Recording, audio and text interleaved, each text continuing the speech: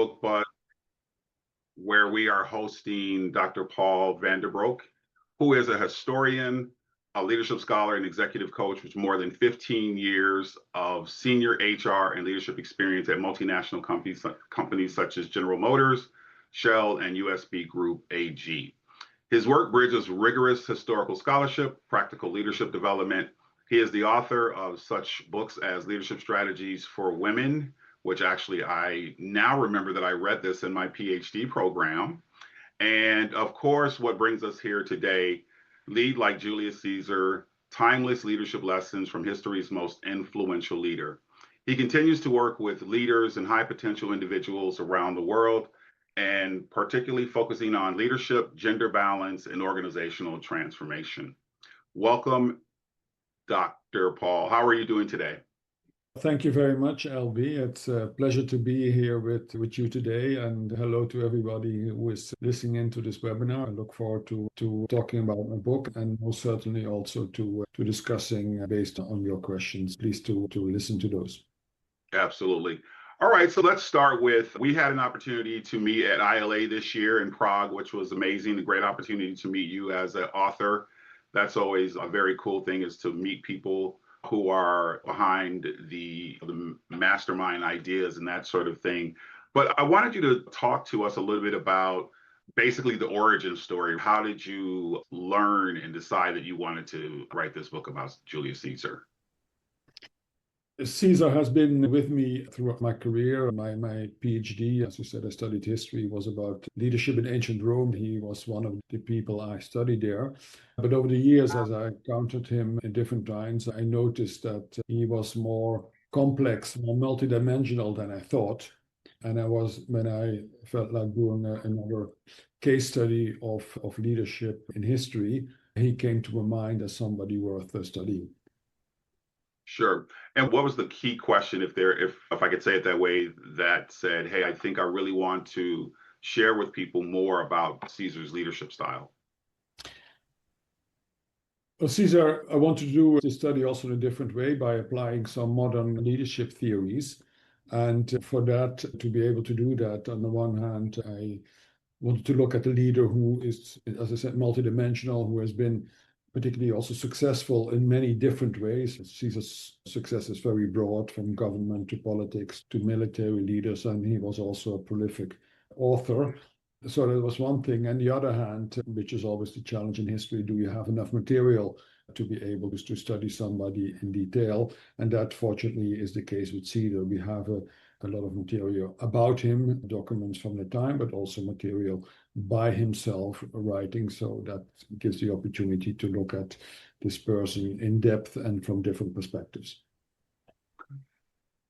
And so let's talk a little bit about we've talked a bit about the historical context. What would you say is the cultural contemporary relevance for Caesar as a leader? Well, Caesar is, on the one hand, a leader who followed a career path through a structured career system for the organization he worked for, the Roman government, who had such a structured system, which is quite exceptional in history. And that compares very well to large organizations, be it public or private, currently. So that's something you can see, how you can construct a career path from the very beginning to the top of an organization. Secondly, it was the period Caesar lived in was full with challenges, so he had to overcome a number of challenges during his career. And that makes also a very rich story where you can analyze different aspects of leadership, whether that's building something, whether that's dealing with a crisis, whether that's staffing an organization with talent. So it's very multifaceted, and that allows for such a story where you can find a lot of aspects about leadership in one single individual. Yeah, I know that when we spoke, you mentioned something that I thought was very profound. I wanted you to touch on this a little bit about the idea of when studying someone historically, it's not necessarily studying them from the standpoint of role modeling, but more of a case study. Could you share a little bit more about that? Yeah, thank you. That's a very important aspect. There are many studies around about leaders in history. Often they are presented as models indeed, or as heroes, which people can imitate. And that's absolutely not what I want to do. I think, as any case study, these historical cases are examples. These individuals are successful, but they have also flaws. They have also done things which we would not condone from a modern perspective.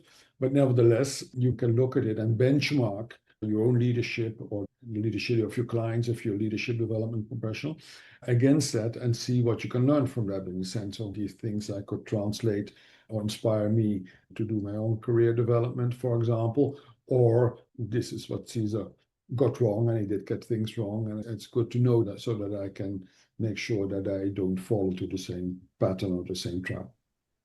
Yes, thank you for that. I thought that was very important because I think that, again, it's a part of the discussion, the idea that hindsight gives us an advantage that the person real time did not actually have. And so it's really important to look at it in terms of perspective of that element as well. The idea of strategy, what comes to mind for me, actually, one of those people is Julius Caesar. Can you talk a little bit about the various strategies and his bold steps that he was willing to take as a leader? Yeah, so one of his strategies had to do with how to gain influence in the government. And he first tried to do that by rational arguments and trying to convince people by the soundness of his proposals. But he found out that does not necessarily work. There are also interests, emotions involved that need to be taken into account too if you want to get people to your side. And therefore, he changed strategy by building up an organization which allowed him to influence different stakeholders in Rome to then be able to get his proposals accepted. So that's an example where he built a strategy successfully to gain more influence power in the government.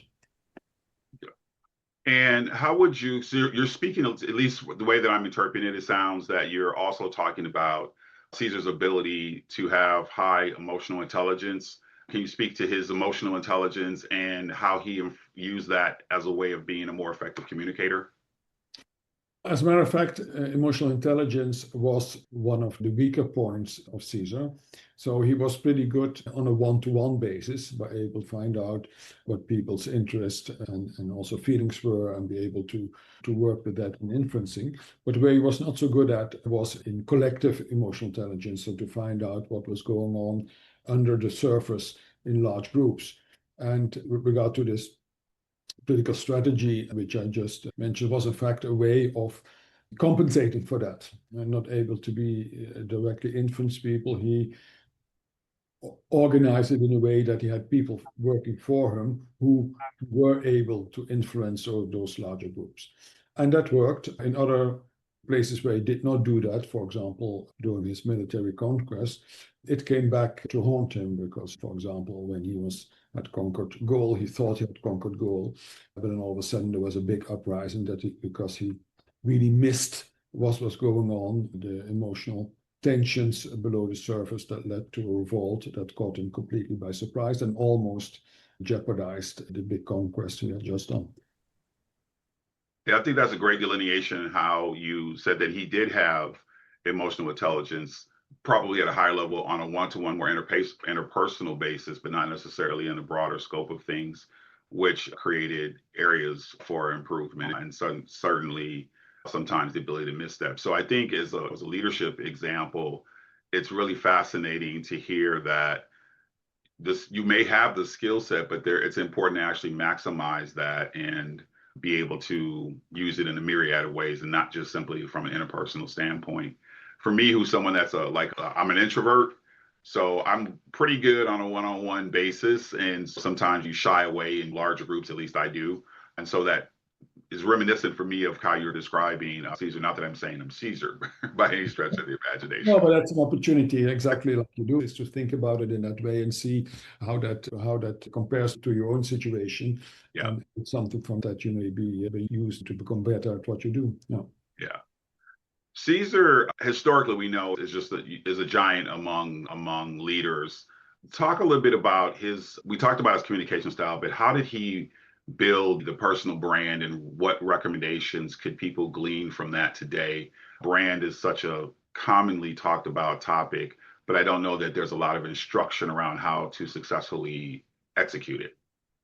Yeah, so that was clearly something that Caesar did well and was part of his career success. So he, first of all, he had values which were very clear. For example, he was forgiving to adversaries. He was also committed to the interest of his followers and stakeholders.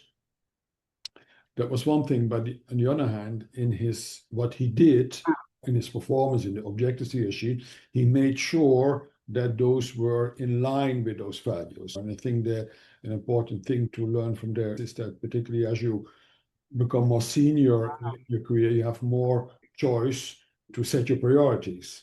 And this is example, if you set your priorities in line with your values, that you actually deliver on those, that can be very fruitful with regard to the support you get. And finally, what was also part of success is to make sure that people know that about your achievements, so that not only that you have achieved something, but they are consistent with the values you have chosen and also which you have communicated. And Caesar was excellent as well, also in an innovative way. For example, some people may have had the opportunity at school, at university, to read his memoir about the conquest of Gaul.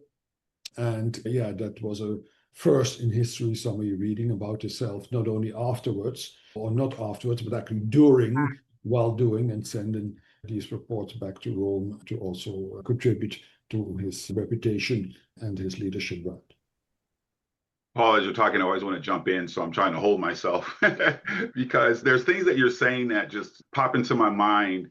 And I don't know if you found this, but how did Caesar manage to choose his talent?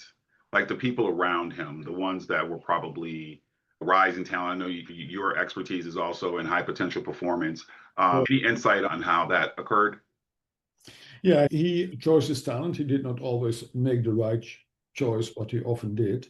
And what was particularly different from Caesar compared to his contemporaries, or even particularly his competitors, if you will, was the fact that he, contrary to others, leveraged diverse talent, which in Rome mainly meant people from a different social status. Rome was a very stratified society, and those from a higher upbringing or higher background, richer, had more chances to get jobs and develop their career. And Caesar particularly made an effort to recruit talent from those groups, which gave him access to talent which others did not use. And on the one hand, on the other hand, gave him a very motivated, loyal following because he had given people opportunities which others didn't. And where's your perspective on Caesar? He was obviously a powerful leader. How did he manage the idea of ethical decision making and being cautious at the same time? How did he strike that balance? Which I think, again, is another topic for leaders in the modern era, how to manage that as well. Well, he had certain values, one of which was clemency, being forgiven, and which also resulted from his early youth experience where he had lived through a terribly violent civil war, and he certainly did not want to happen that again. And he consistently applied it when he was waging war outside of Rome or even later during the Civil War. He had no problem fighting people, but once somebody had been, or tribe outside of Rome had been defeated and capitulated, he had no problem then to integrate them. And he was, compared to others in those times, he was prevented much more the usual killing and looting what happened after defeating an enemy in battle. He was much more making sure that the people stayed alive, first of all, and kept their possessions. In case somebody afterwards then betrayed him, he was ferocious and, yeah, was not forgiving, but in the first instance, he was very much. And that was known to people, and he was appreciated for that. So in that respect, he had an ethical point of view, which also made him popular, was part of his brand. And the other thing is, yeah, promising what he committed to. He was very keen to make sure that his people were rewarded with a career, the soldiers got their pay and their retirement pay, and also the people in Rome, which were his supporters, were, he also did things so that there were jobs, that the economy went right, and so forth. We talked a little bit about the people that Caesar was able to choose and his level of expertise there. Who did Caesar confide in when he was experiencing something or he was seeking counsel? Who were those people? Yeah, he had no strong friendship relationship with others as far as he was very much on his own, liked to be on his own. He did have a good network, and when it comes to confiding, on the one hand, he did make sure that he had a group of experts around him, specialists who were very good at finance or very good at logistics or very good at laws or the legal system. That's one. And the other hand, where we do know that he had a close relationship, personal and confidential relation, was first of all his mother, was also important for his career, and then his daughter, with whom he had a very close relationship and who also was a very effective go-between between Caesar and different politicians and all. Yeah, it's interesting that you say the mother, because I've heard in various research that I've done that oftentimes people consider the mother to be the first teacher and the first confidant. So it seems to make sense that would be the case. Yes, absolutely. He lost his father very early, and he grew up in an all-women household with two older sisters and his mother, and with a mother with a very strong desire to push Caesar into a successful career. Yeah. Mhm. You touched on this a little bit. You said that Caesar would find talent wherever he needed that talent. Could you say a little bit more about how he wielded his inclusive leadership as part of his and followership as part of his strategy?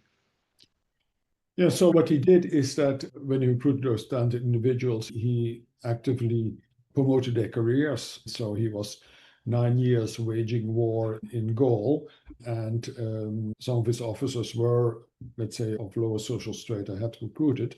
But he did make sure that they, every once in a while, every few years, they went back to Rome to take up a position in government to continue structuring their career there, even if he needed those people very much while he was waging war in Gaul. So he consciously made an effort to make sure that these people developed and had the career opportunities that he promised them. Sure.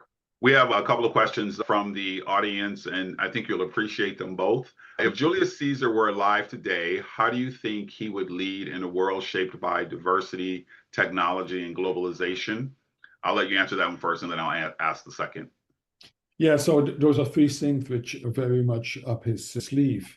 He was a person who did the most he could within the boundaries of the society he lives to leverage diverse talent. So he would certainly do it now. He loved technology and innovation, which is particularly visible in his military campaigns when he built bridges and siege works and so forth. So this whole tech innovation side was very much in him.